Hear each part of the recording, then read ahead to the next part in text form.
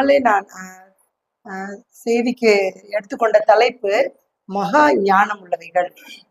மகா ஞானம் உள்ளவைகள் என்கிற தலைப்பின் கீழாக நாம் இந்த நாளில் சிந்திப்போம்.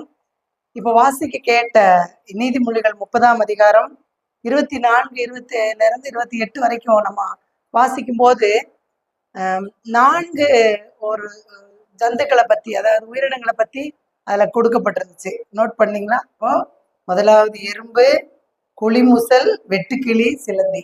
இந்த 4 பத்தி தான் இந்த நாள்ல பார்க்க போறோம். கர்த்தர் மிக அனந்த ஞானம் உள்ள, மகா ஞானம் உள்ளவர். நாமும் அவரை போல ஞானம் உள்ளவர்களாகணும் அப்படிங்கிறதுக்காகத்தான் நிறைய காரியங்களை நமக்கு வெளிப்படுத்துறாரு.